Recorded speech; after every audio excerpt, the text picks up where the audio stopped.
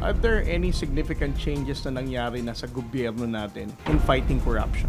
Nag-increase yung tolerance ng mamamayang Pilipino sa mga corrupt acts. Kailangan mong kapalan ng mukha mo para makagawa ng tama. Ang pinakamatindi yung extent ng disinformation, which is also affecting our fight for corruption. Ngayon, habang nakikita ng mga tao na nare-reward ang paggawa ng korupsyon, magnakaw ka at lakihan mo yung nanakawin mo. Pag malaki ang ninakaw, may pambayad ka ng abogado, may pang around the world ka pa, may pangbayad ka pa sa doktor pag nagkasakit ka. The other one, of course, is incentives. At lagi kong tinatanong, ano ang insentibo ng mga tauhan sa gobyerno upang gumawa ng tama? What is the percentage of the total bureaucracy na naniniwalang ang insentibo ng pagiging mabuting tagapaglingkod ng pamahalaan ay magkaroon ng retirement at malinis at iginagalang na pangalan? Nawala eh. Pag nanahimik, yung mga may hawak ng proseso, yung nakakaalam ng sistema, magiging malakas ang loob ng mga gustong mangulimbat. No spin, no lies, just the truth. Magandang araw. Welcome sa Just the Truth Podcast. At tuloy-tuloy pa rin ako at ang aming team sa pagbabahagi ng mga buhay at kaalaman mula sa ating mga natatanging bisita. Nandito pa rin po ako, J. Tristan Tariela, upang ungkatin at alamin ang katotohanan mula sa iba't ibang taong aking nakasama dito sa programa. Ngunit bago ang lahat, isa munang munting paalala. Ang West Philippine Sea at ang mga katotohanan at kasaysayang kaugnay nito ay ating paninindigan. Ito ay kaugnay ng patuloy na pagtindig ng Armed Forces of the Philippines sa presensya ng BRP Sierra Madre sa Ayungin Shoal. We are behind AFP spokesperson for the West Philippine Sea, retired Rear Admiral Roy Vincent Trinidad, that the presence of the vessel is a lawful, sovereign deployment. Ito ay taliwas sa mga sentimiento ng China na mayroon daw tayong pangako na alisin ang nasabing barko sa kinatatayuan nito ngayon. Atin ang West Philippine Sea at patuloy nating paninindigan ito hanggang sa mga susunod pang henerasyon. Hindi tayo palulupig at magpapadala sa mga baluktot na kasaysayan ng ibang bansa dahil tayo ang nanalo at nasa atin ang karapatan sa yamang ito. Ngayon, ang makakasama natin ay isa ring advocate ng tamang impormasyon at tagapagsulong ng laban kontra korupsyon. Mahalaga sa kanya ang good governance at accountability.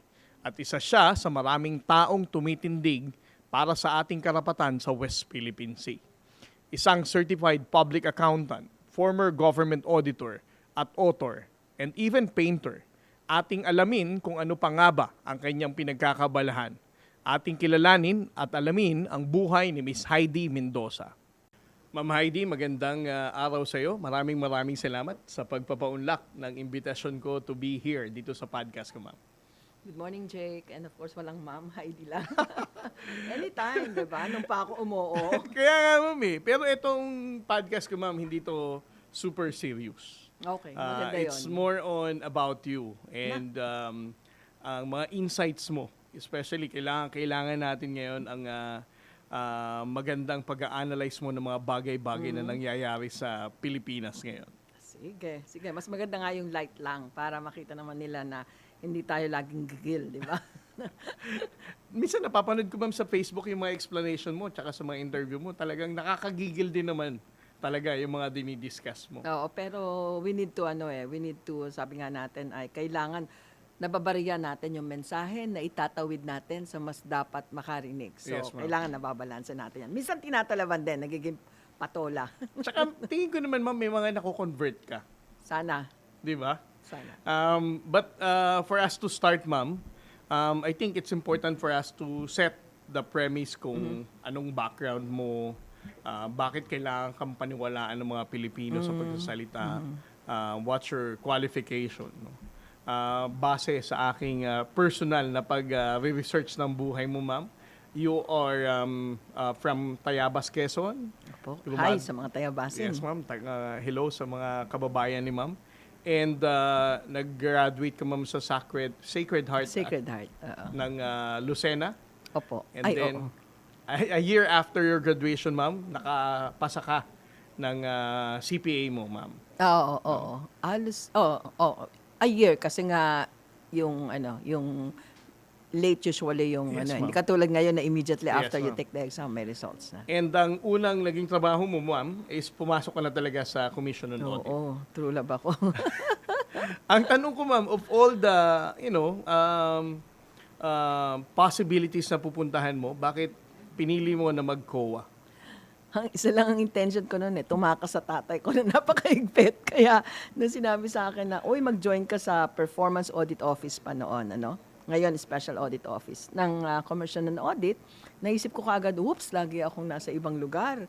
Makakatakas ako sa tatay ko. Nothing against my father, kailangan lang niya na alam niya yung saan ako nagpupunta. And I hate it, And ano nga, ma'am, ang background ng father mo, ma'am? Ang What tatay was his job then?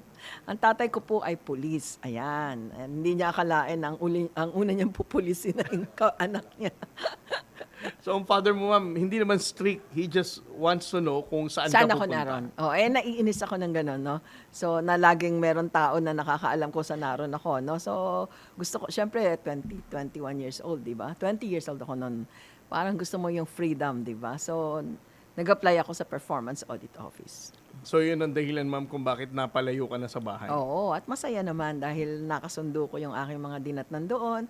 And very ideal din yung boss ko, yung aking director. So, parang dun nahubog yung idealism ng bilang isang field auditor. Oo. Para sa akin, ma'am, yung pinaka-critical na, kumbaga, part ng karir mo sa COA, dalawang bagay. Yung una, nung nabanggit mo, ma'am, in some of your interviews, na buntis ka at nag-audit ka sa ARMM. Can you share with us, ma'am, yung experience mo na nasa ARMM ka, hindi ka natakot mag-audit ng pondo ng gobyerno? Okay, para medyo light, wag lang maban, Ako daw yung kaunahang Betamax Queen. Bakit Betamax Queen? Nabuntis, inakyat ako Inakyat ako while hindi kami pwedeng tumuloy sa hotel dahil nga mataas ang security So natulog kami sa staff house ng National Food Authority. So ayun, inakyat ako gumaan sa CIGAR. So yun, kaya ang biruan nila, ako yung kaunahang model ng Betamax Queen na buntis. Dito lang to nakwento kasi sabi mo light Baka MTRCB tayo. MTRCB, ma'am.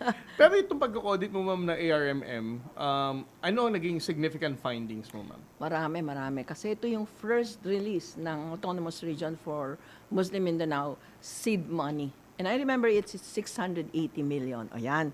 Noon talaga memorize namin pati numbers, And ARM pa noon, ngayon ay BARM na, So the entire, ARM, including Office of the Regional Governor, DNR, local government, pati mga provincial government, kasama yan sa audit. So, it's memorable kasi, usually noon, natatakot magpunta sa ARM, di ba? Lalo na pag mag-o-audit. Lalo na pag civilian, ma'am. Oo, lalo na pag mag-o-audit, Lalo na pag i-audit. Sa bagay, ma'am, especially if you're Kasi going sabi to audit nila, them. dalawang bagay lang daw ang hahabol sa iyo. Sabi ko, ano po 'yon? Yun ang pagdating ko, yun ang tanong sa akin, ma'am, dito naman mababait kami. Dalawa lang yung hahabol sa iyo. Ano po 'yon? Isang maleta ng bala o maleta ng pera. And I was just so, hindi naman ako nagpakita ng parang na-shock ako. Ang sabi ko lang, basta bibigyan ako ng choice. Yun lang ang biro ko, And dito rin naging critical yung tinatawag nating, alam nating iposisyon yung sarili natin in a sense na hindi kasi pwedeng mahigpit ka to the extent na hindi naman nila i-implement yung audit recommendations mo, di ba? Hindi ka rin effective nun. And at the same time, you have to do a lot of balancing kasi ang o-auditin mo rin somehow na-audit na ng resident auditors. Di ba? So, very, very memorable ang mga findings dito dahil nagkaroon talaga ng maraming mga challenges. Nakwento ko dito na this is for the first time nagkaroon kami ng auditor na naging hostile witness. O usong-uso ngayon ang usapan ng hostile witness, di ba? So, naandun kami sa hearing noon, biglang nag-turn around yung auditor at sinabi niyang, when I informed the auditor, Madam Mahidi Mendoza, that the vouchers have not been submitted, that they are non-existing, I only mean to say that they are not yet submitted. And Your Honor, we are submitting the disbursement vouchers. Tulala kami lahat kasi may disbursement vouchers na. And remember, nandun lahat ng kanilang mga officials na ready pumirma, di ba? Dito lumabas yung, lagi ko sinasabi na, yung public financial management, meron niyang processes, pero may connection in terms of the processes, the informations, and the data, di ba? So, inilabas natin doon yung tinatawag natin na Journal of Checks issued by Deputized Disbursing Officer. So, naandun yung number ng cheque corresponding to the different vouchers. So, kahit na bagong gawa yung voucher mo, hindi mo maisisingit. Dahil chronological yung pag-issue ng cheque and then nakabangga dun sa dates and check ng check. So, walang Diyos, ito yung first case na in-affirm up to the level of the Supreme Court. Yun lang sad. Kasi nung nag-audit ako, parang buntis pa ako eh. Nung natapos yung hanggang sa Supreme Court, 18 years old na yata yung anak ko. It took us 18 years, ma'am, no? Bago ma-decision. Tutok pa yung auditor tutok pa yung auditor. So, ibig sabihin, wala kang absence dun sa mga hearing, nakatutok ka talaga. So, sa akin, it's meaningful dahil naipakita natin na kaya ng audit pumasok kahit na medyo delikado yung environment. And then, kaya nating ma-audit ang isang tinatawag nating post-conflict area, di ba? Yung katatapos lang ng conflict and And a lot of times, yan ang binabalanse, di ba? So, we were able to do that. And, nabigyan din natin ng pagkakataong review yung paano kung may audit na nangyari ang resident auditor and then may special audit, paano natin haharapin yan, paano yan dadalhin sa court, etc. So, marami tayong mga binagtas na mga challenges, both for the institution and both for the audit team. Dahil hindi naman ako mag-isa. May audit team naman kami dito. Ang isa pang incidente, ma'am, no? I would call it an incident, although it's your job to do the auditing, is yung Carlos Garcia case na naging issue ang pabaon sa Armed Forces of the Philippines.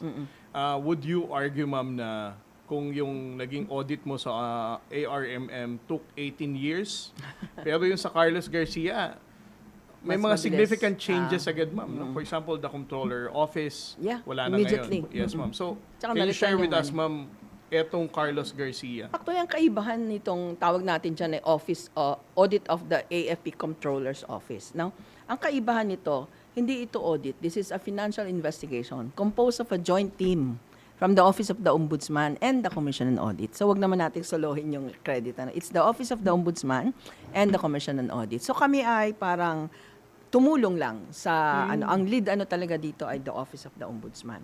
Maganda ang naging resulta kasi as we all know, na-recover natin yung pera na nagkaroon ng reforms within the AFP, di ba? At maraming mga tinatawag nating mga areas na dati-rati ay hindi alam ng mga mamamayan na nabuksan sa kanilang pag-iisip at sa kanilang pangunawa. Ako para sa akin, ma'am, as part of the uniform service, ang naging input mo, ma'am, dito sa audit na ginawa mo sa Armed Forces of the Philippines is really something na kahanga-hanga. No? I mean, the Armed Forces of the Philippines as a military institution, napasunod mo because of this audit observation na nagawa, again, not just from COA, but even from the Ombudsman. Pero ibalik natin sa mga ordinaryong kawal, Kasi bakit natin ibabalik? Actually, sila yung nagbigay ng inspirasyon sa akin. At kung itatanong mo, ito yung sumulat ako ng aklat ng mga tula. Di ba, Sundalo ng Bayan. Kasi nga, parang ang point ko ay, habang naaapektuhan ako ng mga iba-ibang, syempre medyo ng kalooban di ba, yung nakikita mong iba't ibang uri ng, parang sabihin natin, ng hindi tamang paggastos ng pera ng bayan. Pero nakita ko rin na hindi sa lahat na gusto lang hindi sundin ang batas. Minsan naiipit din yung ating mga kasundaluhan doon sa tinatawag natin kakaibang field conditions, Yes. di ba? So yun naintindihan ko doon. Kaya in fairness, habang ino-audit ko sinusulat yung report, sumulat din ako ng tula. Parang bilang pagkilala, bilang pagsaludo sa mga men in uniform, di ba? Kasi unang-una, ang nag-inspire dyan sa akin para gawin talaga yung tama at maging porsigido dito. Habang pumapasok kami ng gate ng Aguinaldo, di ba? Aguinaldo, Pagpasok namin, yung sa akin, pagtingin ng ID, ang sabi niya kagad, "Ma'am, tulungan mo kami. Sana maging totoo yung audit at sana makita nyo yung mga dapat makita." Tumingin ako sa kanya and I really mean it. Parang na-touch ako, naramdaman ko na he really mean what he said, di ba? So, doon nagsimula yung audit namin. That's why, nag-audit ako doon na may kasamang takot, may kasamang banta, I would say. It was not easy for the rest of the family, di ba? Lalo na doon sa hearing, di ba? Pero at the same time, I think, mas nakilala ko yung mga challenges for men in uniform. Na hindi lang sila lahat gusto lang mang-abuso. Hindi lang sila lahat gusto lang mangurakot, no? Most of them are being trapped by the bureaucracy, by the different field conditions, di ba? Magdadala ka ng pera doon, wala doon dapat bangko. Hindi pwede na, di ba, pupunta ka, hindi pwede yon. Pangalawa, may mga bayaran na walang resibo, di ba? So ito yung natutunan ko dito. And of course, I learned to be appreciative of the challenges for tinatawag nating ensuring financial accountability, while at the same time balancing the need for flexibility. Nung naging Pangulo, si President Noynoy Aquino, ma'am, ginawa kang isa sa mga commissioner ng Commission on Audit. Ay, oo, Jake. Noong 2011. 2011. April, oo. Ano ma'am ang what was the request of President Noynoy Aquino for you to help his administration when he asked you na maging commissioner ka ma'am ng COA? Actually, wala. Nung sinabi lang niya sa akin, and I have to share this, sabi niya, meron pala tayong similarities. Parehas tayong mahilig sa coke at chicharon. And he made sure na meron akong chicharon na baon pa uwi. Oo, and uminom kami ng maraming coke. Wala siyang binilin sa akin. And I think, wala na siya ibibilan dahil alam niya yung history ko in the past, di ba? So, parang nandun na yung tiwala. To be honest, wala siyang binilin sa akin. And, I'd like to, he has never asked me or any of the appointees within the commission to make a little bit, medyo bait-baitan mo naman, or not once, or wala talaga. Kaya nga nung nakita ko na, for example, yung sa SSS, di ba there was this request na i-increase ang pension pero hindi magkakaroon ng additional contribution, di ba? Pina-comment niya ako eh. So ako yung kaunang nag-comment na hindi kakayanin kasi maaapektuhan yung actuarial fund, etc. Binas siya ng husto doon, di ba? Because, and I would say, nabawasan ng husto yung kanyang political capital, right? Pero hindi siya kasi yun ang recommendation ng Commission on Audit. Nung naging commissioner ka ma'am ng 2011, it took you 3 years bago na-confirm. Without naming names ng mga taong Haba ng hair ko. sa confirmation mo, ma'am. Can you share with us ano ang naging balakid, ma'am? Why it took you so long para ma-confirm? Huwag na natin pangalanan ng mga tao, Pwede rin ma'am. pangalanan, kilala na nila yan. Okay, siguro, sige, dahil mabait ka, mabaitan ko na rin. Well, bakit masyadong nagtagal? Kasi nga, ako yung nag-issue ng report sa Makati, di ba? At ito yung mahirap. And I think na-experience mo rin yan. Pinipersonal tayo di ba? I know exactly what's happening to you. No? Pinipersonal ka na as if kinarir mo talaga na auditin yung syudad niya, di ba? At kinarir mo talaga na magkaso, etc. No? So, because of that, syempre, yung mga taong kaalyado niya, ayaw gumalaw para ma-confirm ako. So, talagang siguro mga ilang beses akong pumupunta ron pabalik-balik, humaharap at nagbebeg na ma-confirm ako. Alam mo, Jake, ang sakit-sakit nun. Ang sakit-sakit nun kasi gusto mo silang tanungin, ano ho ba ang problema ninyo? Ba't hindi ako ma-confirm? And they will not say anything, di ba? Basta wala na, walang sasabihan, di ba? And then pangalawa, ang masakit pa nun, parang paulit-ulit kang bumabalik. And then makikita mo, ang dami-dami sila lahat na confirm ikaw hindi. So, nung parang 2014 yun June 11, if I am, sine die, yung walang masyadong, So, parang noon, sabi ko, ready na akong hindi ma-confirm. Ang request ko lang sa prayer ko ay, kung paano kalinis ang kamay ko, nung pinapasok mo ako dito, sana paglabas ko, malinis pa rin ang kamay ko, and I can look straight sa eyes ng kahit na sino. Ready na ako to leave the commission. Medyo may mga nagpo-provoke na mga tanong nun, di ba? Tulad mo, kung paano ka sumagot. Kaya tuwan-tuwa ako pag sumasagot eh. Ganon din ang pagsagot ko, di ba? So, panay ang sipa nung nasa likod ko na, hindi ka makukonfirm, huwag ka sumagot ng ganyan. Ako talagang sa loob-loob ko, di hindi. Di ba? Ganon na talaga ako nun. Di hindi. At alam ng staff ko yan, mga luhaan na sila kasi alam nila na, in fact, on that day, ayoko nang mag-submit ng Di ba magsasubmit ka ulit? Yes, ma'am. Ayoko nang i-submit. And sabi nila, ma'am, this is the last time, promise. And I abide. I said, yes. So, ayun, awa ng Diyos, with the help of course, ito kailangan ko sabihin, with the help of Congressman Fariñas, di ba? Congressman Fariñas. Merong kasing nagsasabi doon na, sige na, aminin mo na inutil ka kasi lahat ng reports mo na-dismiss. Sabi ko, hindi pwede kasi magkaiba yung audit report, magkaiba ang audit evidence, magkaiba ang legal evidence. Ang challenge is always, how do you convert the audit evidence into a legal evidence, di ba? And it's not your Oo, job. di ba? Yun ang point ko, di ba? Pang audit, pang Oo. legal, it's the job Yung of the prosecutors, lawyers. oo. And because of that, tumayo si Congressman Farinjas at sinabi niya, sige na, ako nang aamin, ako na ang inutil. And punta sa plenary, I was confirmed. Oo. Pero less than a year, almost a year, aalis pala ako. Yun nga, ma'am. So, 2014, you were confirmed after waiting for almost 3 years. Oh, tsaka ilang beses na pabalik-balik. Napabalik-balik. And then 2015, ma'am, you were appointed na Undersecretary General sa United Nations. And isang taon na lang, ma'am, tapos na ang termino pa. ni Pangulong Oo. Noynoy. No? Oo. Less than 1 year. How did you even ask for his permission na umalis, pumunta sa New York para maging Kasi Undersecretary General? nung naka-receive ako ng tawag, October 12 yun 2015. Before October 12. Sabi sa akin nung taga-UN, ma'am, i-open na natin sa General Assembly. Pag na-open na sa General Assembly on October 12, lalabas sa news, baka maunahan ng presidente mo. Sabi niya, as a matter of respect, you have to inform your president. Siyempre, hindi naman tayo masyadong close, di ba? So, ang tinawagan ko si Secretary Butch. So, sabi ko, Sec Butch, pwede ko bang makausap ang kasi ganito, and explain ko sa kanya. Yung pala, akala ko siya pang kausap ko, binigay na pala sa presidente. So, I was talking already to the president, di ba? So, sabi ng presidente, lang yaka, unahan mo pa ako, 222 days, inatandaan ko yun, 222 or 200, basta something like that. 200 something days na lang, uunahan mo pa ako. But, out of respect for a president na talagang iginalang ko, sabi ko sa kanya, Mr. President, if you believe that I should not accept this appointment, then hindi ko po tatanggapin. Willing ako sinabi ko sa kanya yan. Ang sabi niya, hindi.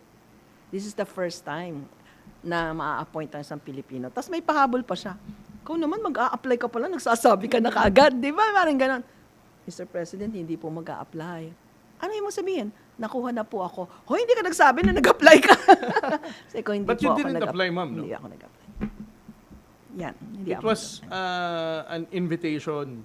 An invitation na tapos na, close na yung Kaya lang, siyempre, Yung selection process tapos na, ma'am, when yeah, but you then, were- of course, in-explain naman nila, they would like to go deeper and they would like to deepen the bench, yung sabi nila. No? So, okay naman. So, in short, ma'am, the president allowed you to go. Sabi niya, it's the first time that a Filipino, I think it's the highest post for a Filipino. So sabi niya, punta ka na lang doon, basta promise me na magko-coffee tayo ni Chris pag pumunta ako ng New York. Sa New York. Ang biro ko sa kanya, more than coffee, sir. Yabang-yabang ko. Sa loob ng 4 na taon mo, ma'am, were you vested by President Noynoy? Hindi, kasi parang siya hindi naman ata siya nagpunta ng New York at that time Hindi siya nag-visit ng US. So, hindi. Pero may ilang mga government officials na nakadalaw, naka-stay sana. Oo. Minsan minessage ko siya when yung sinabi ko sa'yo na nung lumabas na yung audit finding namin and then napakulong namin yung minessage ko siya and inform him na, Sir, I was able to do this. This happened under the term of a Filipino Undersecretary General. Sabi niya, talagang hilig mo humanap ng kasasakit ng ulo mo. Baka naman mamaya uuwi ka dito, magtatago ka na naman. Mr. President, I cannot. Sabi ko, kasi dito walang personalan. Buti pa dyan. Yan yung mga... Bigyan lang natin ang background ng ating mga listeners, ma'am. When you were the Undersecretary of the United Nations for Internal Oversight, nagkaroon ng isang issue ulit, financial issue, di ba, ma'am? Sa sitting Secretary General. No. President of the General Assembly. President of the General Assembly. And can you share with us, ma'am, how did it turn out? Actually, to be fair, para hindi natin sabihin na masyadong maraming issues noon. Una, the UN is facing serious allegations on sexual exploitation and abuse. Kaya parang nagulantang din ako ng unang pasok di ba? SEA, Sexual Exploitation and Abuse. So ang kadil mo doon mga non-government organizations who are protecting yung mga girls na sinasabi nilang naka-witness ng abuses, di ba? Pero hindi naman lahat totoo. I would have to qualify that. Pero meron ding totoo, di ba? So, nandun yung wala pang guidelines on paano ba natin ito investigahan. Kasi parang minsan yung challenges din sa inyo na syempre posibleng ang nag-commit ng crime ay a different nationality and then yung place naman no pinangyarihan ay a different country, di ba? Saan ikakaso? Saan ipa-file? At anong laws yung magpiprevail? Parang pag-embarko nyo, di ba? Parang Yes, ganun din. So ito yung mga technicalities na ano. And then at the same time, may leadership vacuum dun sa office ko. Kasi nagkaroon ng maraming bagay nagkaroon ng leak of information, etc. So I was very careful in my emails, in my communication, etc. And medyo mahirap din dahil as a Filipino, maraming Filipino sa UN. So most of the time, hindi ka pwedeng makipag-socialize sa mga kababayan or what. You have to protect the independence of the office, diba?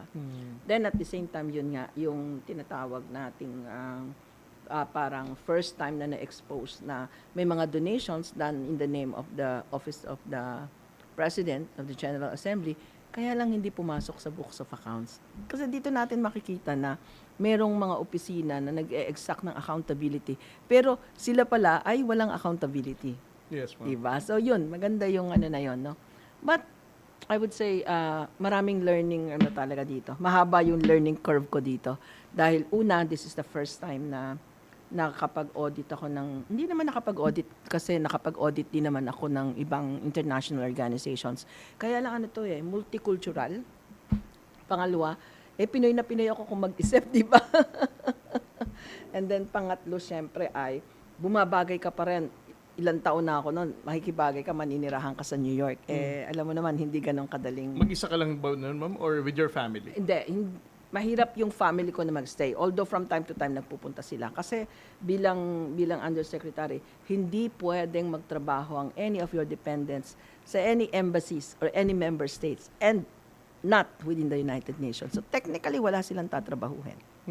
Diba? So napakahirap. So halininan sila, dumadalo lang sa akin. So I would say there are many challenges in terms of emotional din, diba? Social and plus yun nga, yung ibang kultura in managing And then you have 3 distinct offices, internal audit, investigation, and evaluation, na may iba-ibang kultura. You wouldn't believe it. Hindi sila magkakakilala. Nung dumating ako. At ang mga offices nila, hindi sila nagpapasokan ng mga opisina. Nakalaki yung opisina ng investigation division, yung internal audit, wary din sila kung anong pwedeng, ng investigador sa kanila. So, ang first attempt ko talaga doon ay kilalanin yung mga staff at i-break yung mga tinatawag kong silos among the divisions. Okay naman. And then ibaba rin, i-open up yung office ng undersecretary doon sa mga ordinaryo. So they were so surprised na, nakakapasok kami sa office ni USG. And then when the Secretary General, the SG then was SG Ban Ki-moon, sabi niya sa akin, I usually invite my senior officers to have lunch with me. So nung nag-lunch ako sa kanya, sabi niya, you can bring in your selected officials, etc. Binrake ko yon. Ang dinala ko yung taga-Xerox ko ng papel, ang dinala ko yung taga-timpla hindi naman taga-timpla, may iba namang parang secretariat aid lang, Oo. ma'am, no? So tuwang-tuwa yung mga tao and then nagulat din yung SG. Sabi niya, you were the first one to bring your staff, parang to bring them to me. So masaya naman, then nagbiro lang siya na this is the most expensive location kasi yung location doon on top of nakikita yung but of course biro lang yung expensive kasi within the office of the United Nations naman. So natutuwa ako na break ko yung protocol na talagang sinama ko ay yung mga sabihin natin ng mga ng organization, not the directors, not the division heads, but those who belong to the support system. When your term ended, ma'am, ng 2019, bumalik ka ng Pilipinas. Actually, hindi pa, ko ma'am? natapos yung term. I went back on 2018 kasi I got sick, di ba? At sinasabi ko naman yes. yun. There's nothing hidden there. I got sick, so ako na yung nangunang magsabi na since I believe I'm no longer in the best of my ability, I am the one volunteering to leave the United Nations. Oo. Actually, binigyan pa ako ng a lot of binigyan ako ng leave, etc. But then, finally, sinabi niya, pwede na tayong mag-usap. Sabi ko, I don't think I can. Tama-tama rin kasi pumutok yung COVID, di ba? Yes. So, nung pumutok yung COVID, I would have difficulty then, di ba? Na Tsaka siguro kung paano bumalik. yun ang mahirap, di ba? Pag sanay ka magtrabaho, hindi ka makali na wala kang tinatrabaho, pero you're still you are still holding on to the position. So I Pero let go. nung okay ka naman medically, physically ka na, fit ka na ulit, Nag-file ako ng resignation. you filed resignation. And nung nandito ka naman sa Pilipinas, after pandemic, have you ever thought of going back to the government? Although nagsama tayo ma'am sa ASOG, sa Ateneo Oo. School of Government. Hindi, I cannot. Kasi I know na magka-allergy ako doon sa current government noon. Noon. Allergy. So, Nangangati ako. I-clarify ko lang ma'am, noon yun Ang sinabi ko naman, Yes, no, ma'am. di ba? Nangangati ako, ewan ko ba? The joke. Well, I think hindi rin, walang opportunity. So, yun lang. Sabi mo light that's why nag-joke Walang oo. opportunity. Pero honestly, wala namang opportunity. And at that time, nag-isip ako mag-join ng corporate world. Kasi sabi ko, parang napaka-boring ng buhay ko, purong gobyerno. Sabi ko, sana makaisip ako mag-join ng corporate world. So, I joined FINMA. FINMA Ed. Naging dean ako sa Laguna, tapos nagtuturo. And at the same time, nagtuturo. Then after that, nagturo naman ako sa Ateneo. Ateneo School of Government. And before that, nagturo din ako sa Pamantasang Lunsod ng Marikina. So, nagpaka-teacher ako nung mga panahong yun. Oo. Sa loob ng almost 4 na dekada ma'am, no? Oh. Mm-mm. You've been doing auditing. No?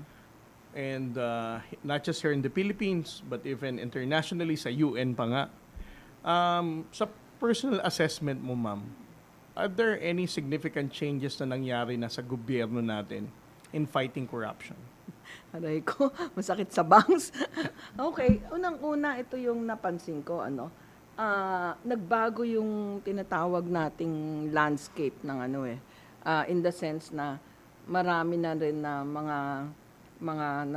nagko-commit ng corruption wala sa gobyerno, 'di ba? Either asawa ni ganito, etc. or the other woman, o 'di ba? Nung kasi nasa gobyerno and they exercise ito yung mga tinatawag nating political na mga sila yung nagmamanipula ng mga transactions, etc. Pangalawa, I think nag-increase yung tolerance ng mamamayang Pilipino sa mga corrupt acts. Ang biro ko nga ngayon yung panahon na kailangan mong kapalan ng mukha mo para makagawa ng tama, di ba? And ang pinakamatindi yung extent ng disinformation, which is also affecting our fight for corruption, di ba? So, nung araw ay hindi tayo ganun katolerant, di ba? Pag absent ka, nahihiya ka pa ngayon, katakot-takot pa yung pagpapaliwanag mo kung bakit ka absent, etc. Ngayon parang na lang, wala nang masyadong pupuna, di ba? And then ang pinupuna ngayon, yung mga nagsasabi ng tama, lalo na kung kontra sa mga partido or mga principal nila, di ba? But then even before the administration before the current one, makikita natin na sasabihin natin na nagkaroon ng increased incidence of non-compliance, di ba? Kasi During the Duterte administration. Kasi nga, di ba, ihulog ang mga auditor sa hagdanan, di ba? So The because of president that, himself saying that publicly. at ang malupit nun, I am in the UN and then I have to come out with a statement, di ba? Tama naman ako. Therefore, namemohan ako. Kasi you are no longer with the Commission on Audit at ang feeling ko ay ako pa'y nasa COA, di ba? Sumagot-sagot ako.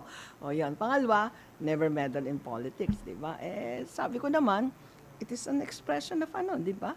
If we would like to fight for accountability, which are the very principles of the UN, you have to be vocal also when accountability institutions are being attacked, di ba? Yes. But nevertheless, inamin ko rin na mali ako.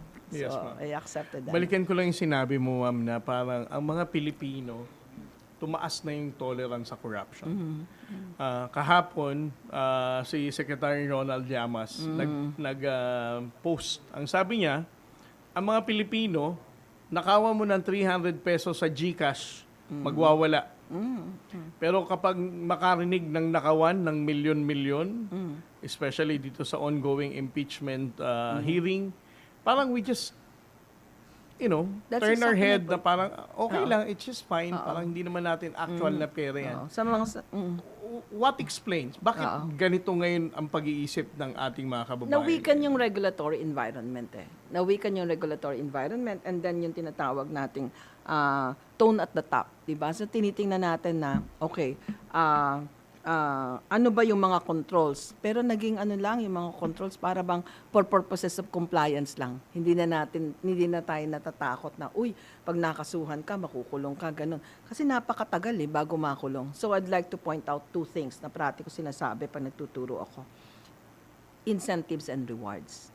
Ngayon, habang nakikita ng mga tao na nare-reward ang paggawa ng korupsyon, di ba? Uy, maraming maleta. Uy, nakakapagpagawa ng bahay sa BGC. Uy, nakakabili ng bahay at nakakabayad ng citizenship sa Spain, o di ba?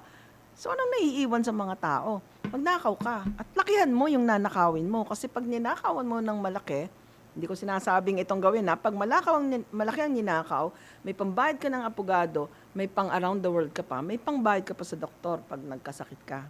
So, I would say, matindi ito Kapag nakita na tao na very rewarding yung pangungurap, mahihirapan tayo in our fight against corruption. The other one, of course, is incentives. At lagi ko tinatanong, ano ang insentibo ng mga tauhan sa gobyerno upang gumawa ng tama? Between us, alam natin, kaya nating paliwanagan. Pero what is the percentage of the total bureaucracy na naniniwalang ang insentibo ng pagiging mabuting tagapaglingkod ng pamahalaan ay magkaroon ng retirement at malinis at iginagalang na pangalan, di ba? Nawala So parang ang tingin natin dito, kung rewarding yung maging corrupt at makikita natin na walang masyadong incentive para magpakabuti, para gumawa ng tama. Kung sinong mabuti, minsan sila yung nakakasuhan. Sila yung nag-iisa. Mabuti ka nga, napakalakas ng suporta. And I'd like to commend the President for supporting you in your stand and against the West Philippine Sea. And kailangan nating pasalamatan din naman talaga yung ginawa niyang pagtayo against our neighbors, di ba? Yes, ma'am. Malaki yan. Malaki ang effect niyan. I have to thank you for this. And then yun nga yun. So pag nakita ng mga government employee na mahirap, mananahimik na lang sila. At ito yun yung sikreto. Pag nanahimik, yung mga may hawak ng proseso, yung nakakaalam ng sistema, magiging malakas ang loob ng mga gustong mangulimbat. Yes, At ma'am. gustong gamitin yung proseso and sistema. So ito yung problema natin. And para sa akin, ma'am, madagdag ko lang din, of course, in recognizing the president, in which you also mentioned naman, it was the president who publicly condemned the flood control projects nung nakaraang SONA niya last year. No? Oo, hindi ko naman ipagdadamot sa kanya yan. And, Totoo yun. Ang babalikan ko lang yung flood control kasi ma'am, makikita natin, parang na-explain mo kanina yung rewards and incentives. No? Pero ang tanong ko ma'am yung, bakit we still ended up supporting a candidate na okay lang na may kwento ng corruption, may kwento ng flood control. Alam mo, ma-share ko lang, Nasa Cebu ako last week. Ang sabi ko, hindi ko na papangalanan kung sinong kandidatong iboboto daw mabait nila ka naman. sa 2028.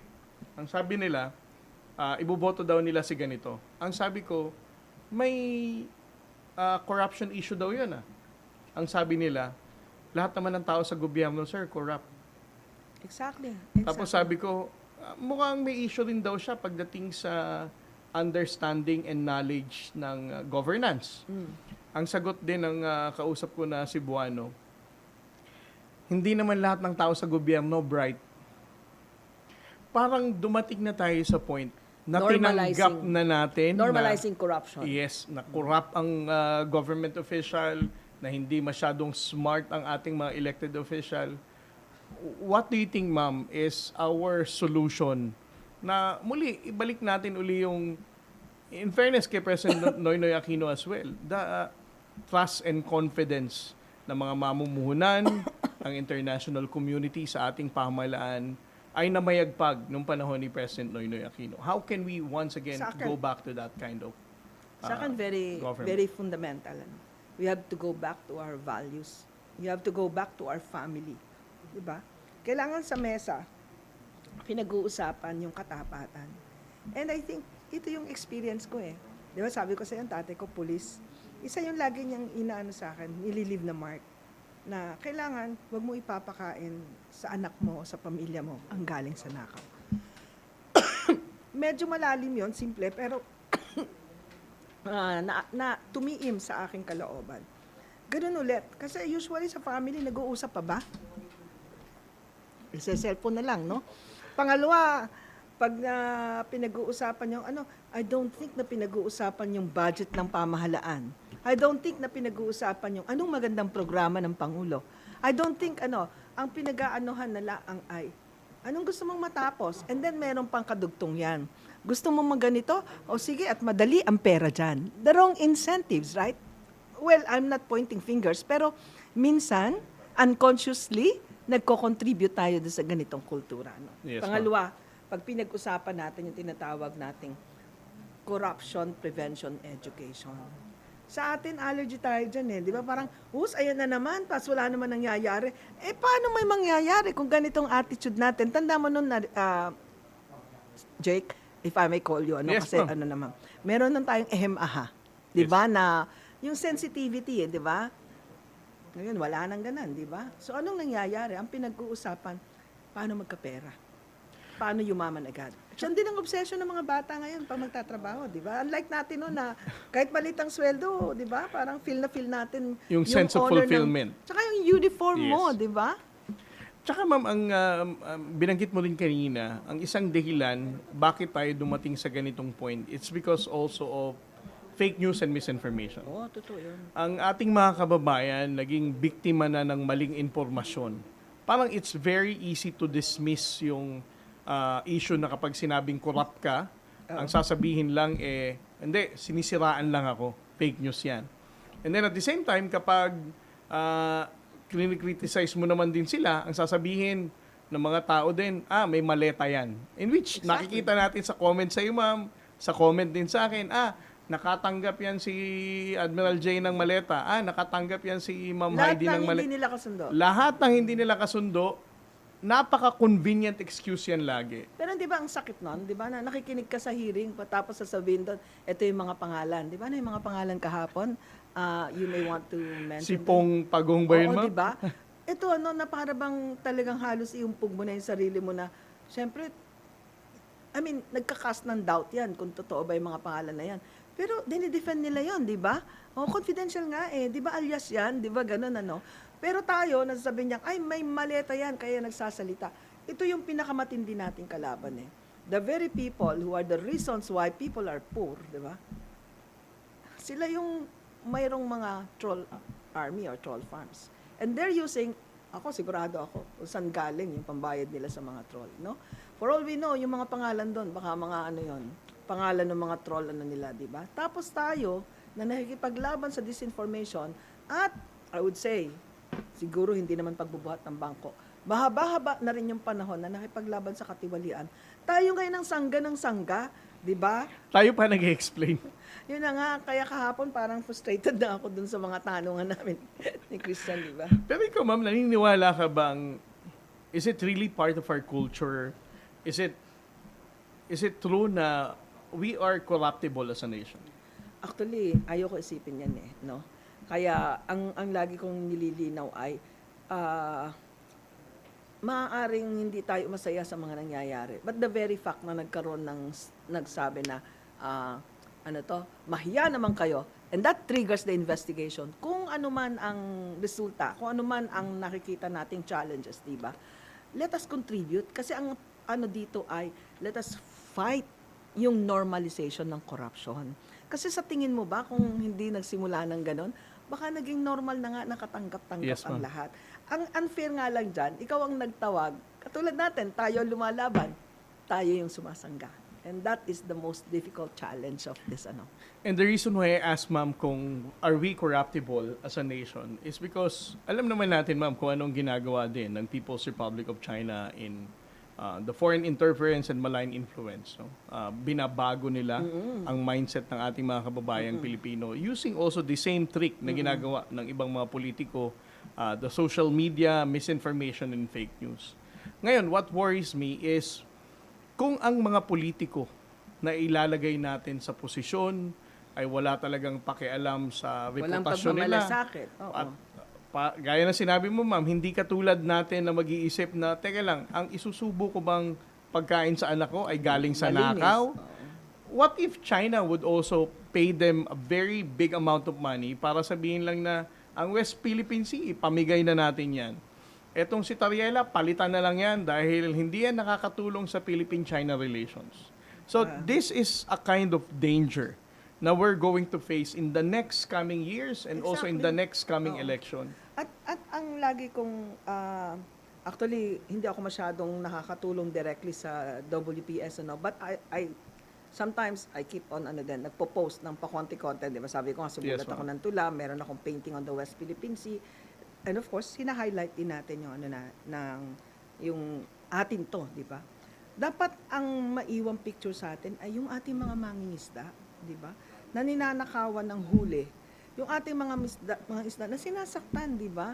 So I couldn't get bakit niyo natitiis or nakakayang ipagtanggol yung ng kapwa Pilipino, yun ang aagaw ng mga huli natin, di ba? Tsaka yung ang isa sa pinaka-powerful na argument para sa ordinaryong Pilipino, lalo na kapag mga magulang, kapag sinabi mong etong laban natin sa West Philippine Sea for the next generation of Filipinos. Exactly. Kapag sinabi mong, hindi, pamigay na natin yan, parang sinabi mo na sa mga anak mo na, sorry na ka, you don't deserve to have a West Philippine Sea, pamigay na natin yan. Tsaka wala tayong right na magsabi noon, di ba? Yes, ma'am. Kasi ang territorial yan di ba? Pag-aari yan ng kasalukuyang henerasyon, ng mga nakaraang henerasyon at susunod pang henerasyon na dapat magmana nung ating patrimonya, di ba?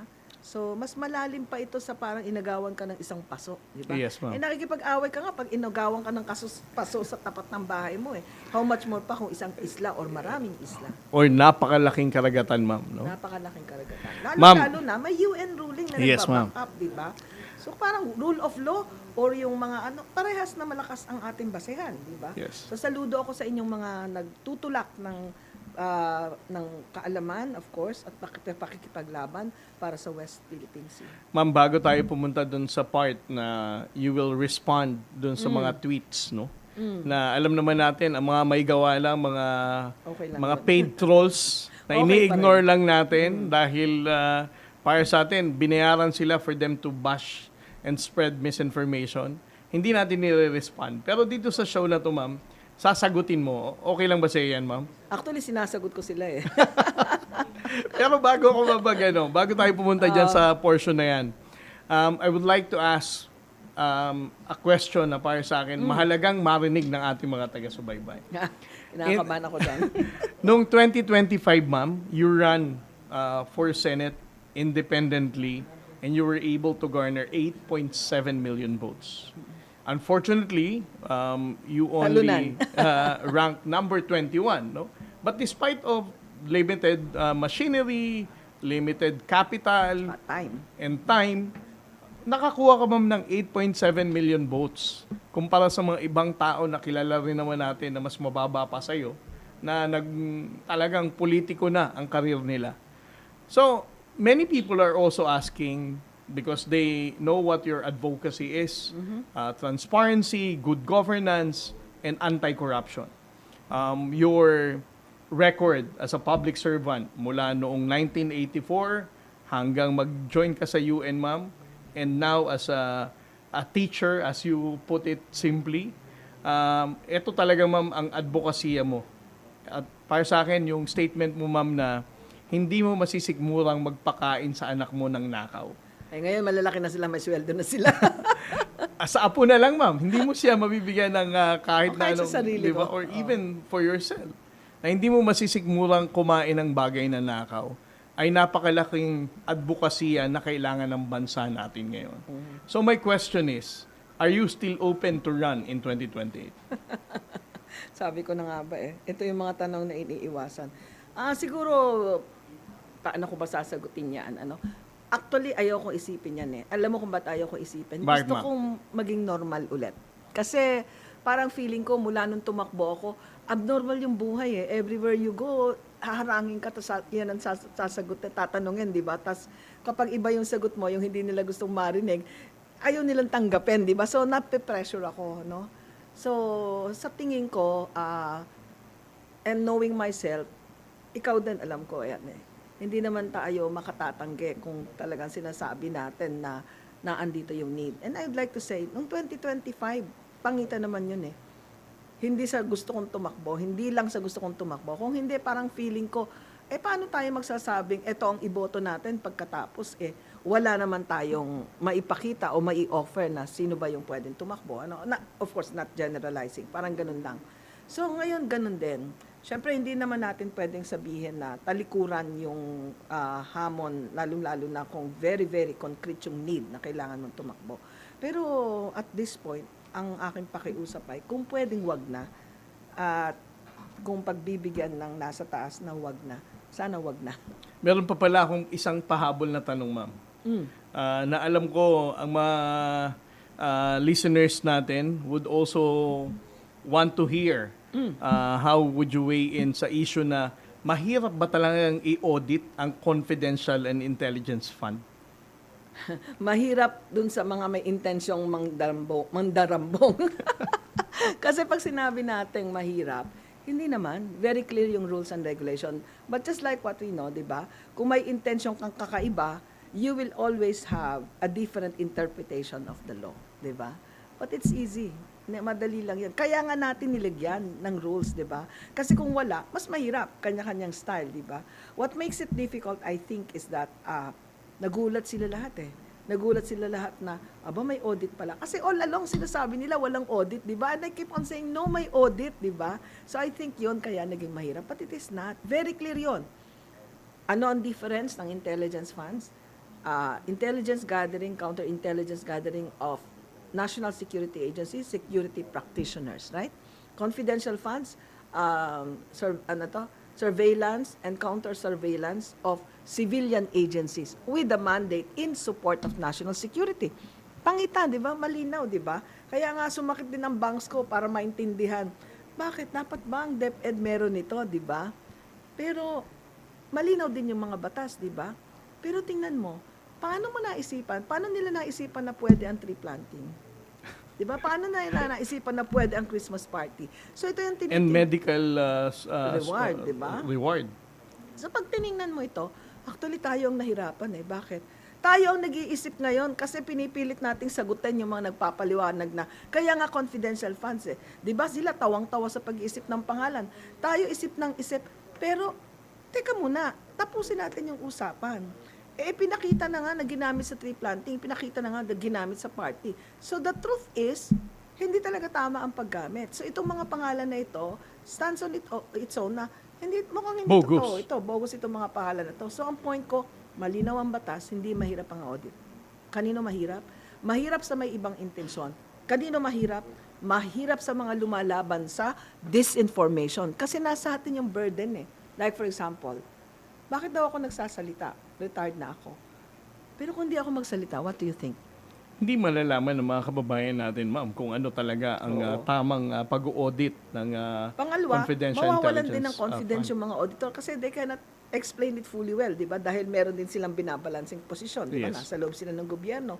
And then, makikita natin ang taas ng extent of disinformation, di ba? Uy, may audit opinion na clean, kaya nga kinlear na sila ng COA. Di ba? So parang sa ganitong antas ng pagkalito, sa ganitong antas ng pagbebenta ng paglalako ng kasinungalingan, sa ganitong antas ng pambubudol, hindi ba mas mabigat para sa mga katulad nating lumalaban sa disinformation, di ba? At tayo pa ang nasisisi, ma'am. Okay lang yun. Kinarir ko na yan. Ma'am, this part, pupunta na tayo sa mga favorite Sure. mong sagutin, ang mga bashers mo sa Facebook. Simulan natin to, ma'am, sa isang comment sa Facebook regarding daw, ma'am, sa interview mo with Richard Haydarian tungkol sa sistema ng korupsyon sa Pilipinas. Ang sabi niya, coming from her, nabayaran din nung time ni Justice Corona. Ha, ha, ha. Puro ang dami niyang smiley and laugh emoji. Okay, ha din. Okay. Kung yung BP ninyo, hindi makapaglabas ng resibo, kayo din. Sabi ko, kung sinasabi niyong bayaran, bring them on. Okay? Ilabas niyo ang resibo. I'm willing to issue a bank waiver. Buklatan tayo ng libreta de banco para may ipakita naman natin na wala akong ninakaw kahit isang sentimo. Pangalawa, di ba sila nagtataka? 27 years ako in audit. Not one even dare to say na meron akong maleta. Meron kang tinanggap, ma'am. Exactly. tumakbo ako, di ba? Kinasuhan natin yung mga malalaking tao na mga politiko. Did one of them say that I am corrupt? Di ba? Wala. Di ba? So, yun ang point ko. Huwag yung tipong bato lang ng akusasyon na may maleta. Ang sa akin ay, bring out the receipt, no?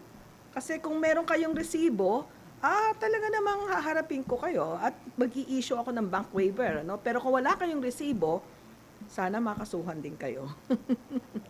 Ito naman ma'am from Reddit, tungkol daw sa endorsement mo kay former Marikina Representative Stella Kimbo na sangkot daw sa national budget issue. Ang sabi niya ma'am, at this point, obvious na naglalaro ng politics si Heidi. Kaya ang hirap sumuporta sa kanya. Hindi ko alam kung genuine talaga ang intention niya o madadala din ng dirty politics. Okay, in response to that, kinlaro ko na hindi endorsement yun. Mahirap yung choice nun kasi ang inaayawan natin ay yung dynasty, di ba? At wala namang explanation, parehas naman sila. And to be honest, eto, kahit na i-check nyo yung aking COMELEC records, I didn't vote for a mayor from Marikina. Wala akong binoto. That is standing firm on my principle, no? But, syempre, kung nakikita naman natin na maayos yung ginagawa, like right now, no, maayos yung handling ng disaster ng ating current mayor ngayon, so kilalanin natin, i-recognize natin. Ano?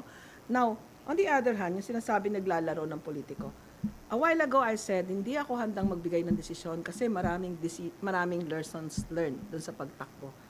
Ang tanong ko, kung ako po ba nakipaglaro sa politika, sa palagay niyo po ba 2.5 million lang ang aking makukuha?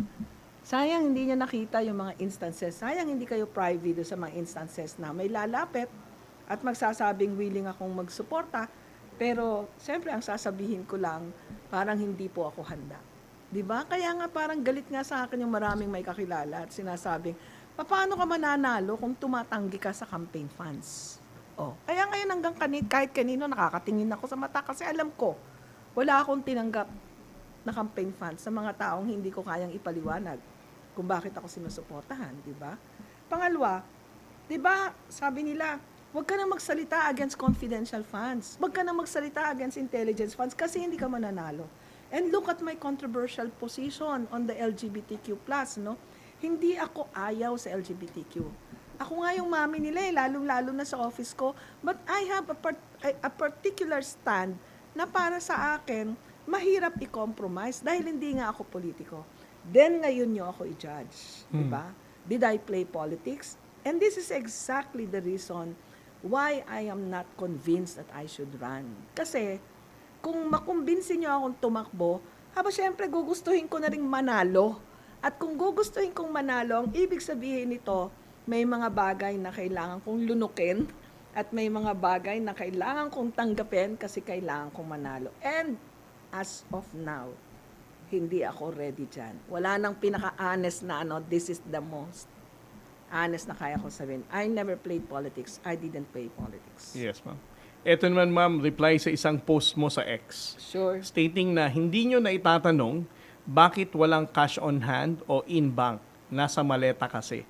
Ang sabi ng nag-comment, ma'am, isa pa tong accountant na to. Kaya never kang mananalo dahil twisted din ang utak mo. Wala kang karapatang magpakahero sa ginawa mo kay Corona. Hindi ka ba inuusig ng konsensya mo? Katulad ng mga pinapangalat nyo, fake news, di ba? Unang-una ho, ako po ay hindi ako ang testigo. Ang testigo si Justice Morales. Napagod si Ombudsman, sabi niya, ako pinag-explain, di ba? Tapos nagulantang lahat, walang nag-object. Tapos ako yung nag-analyze, di ba? And on that time, hindi pa natin alam yung tinatawag na AMLA Transaction Report, di ba? So, ang pinakamahirap nito, paano mo siya tatawaging account balance, hindi mo alam kung may mga deposit at withdrawals na lower than 500,000. Right? So, parang mali yan, di ba? Pag sinabi mong account balance. Kasi, wala naman kaming access sa bank books Wala, sa bank accounts. Wala rin kaming access do sa ano. Ano lang ang meron kami. Tinitingnan ko lang kung ano yung AMLCA report na na-share sa Office of the Ombudsman. Kasi the Office of the Ombudsman asked me to analyze that. Actually, it's the Ombudsman who gave me that report. I am aware that it is not the complete snapshot or the complete bank transaction. So, hindi ka pwedeng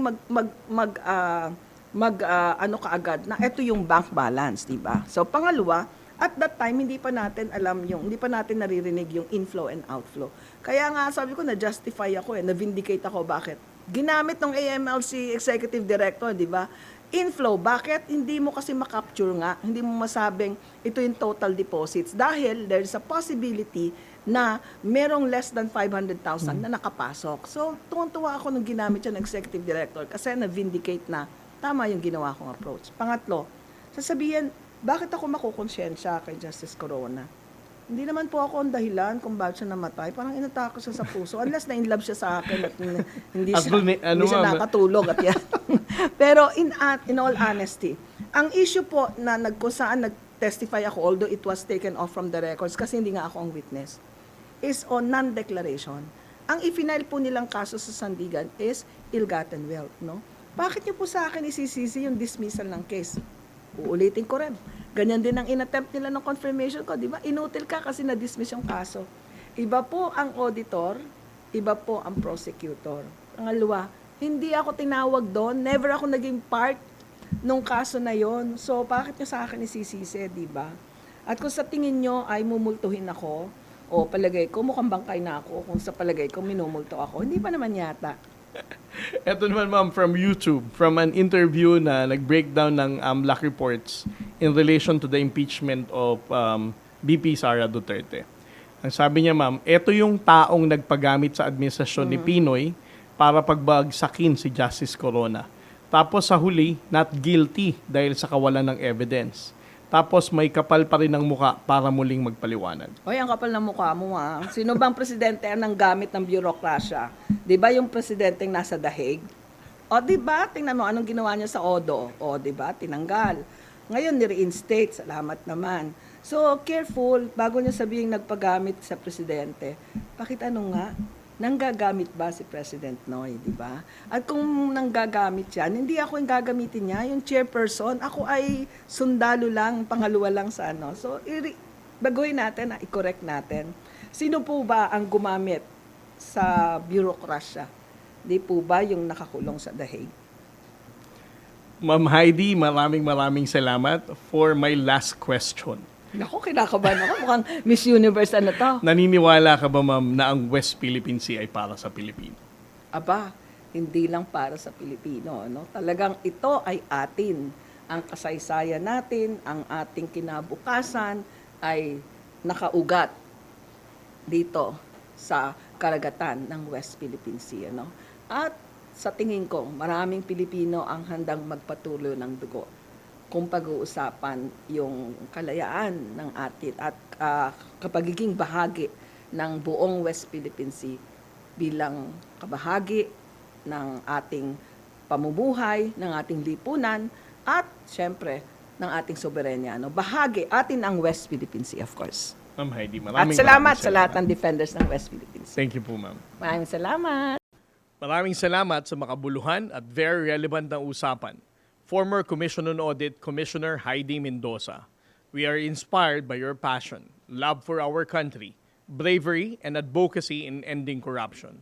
Naway dumami pa ang mga katulad mo. Someone who has good intentions, not backed by greed and personal agenda. Just the Truth Podcast is open for people who want a channel where they can bear the truth, backed by facts. They can be their true selves here. This is an avenue where we aim to spark conversations and critical discussions. Sa ating mga tagapakinig, sana ay may napupulot kayong kaalaman sa aming programa. Hanggang may mga Pilipinong nabubuksan ang kamalayan sa katotohanan, kami ay magpapatuloy. Maraming salamat sa suporta ninyo. Magkita-kita tayong muli sa susunod na linggo. Ito si J. Tris Santariela, nagpapaalalang no spin, no lies, just the truth.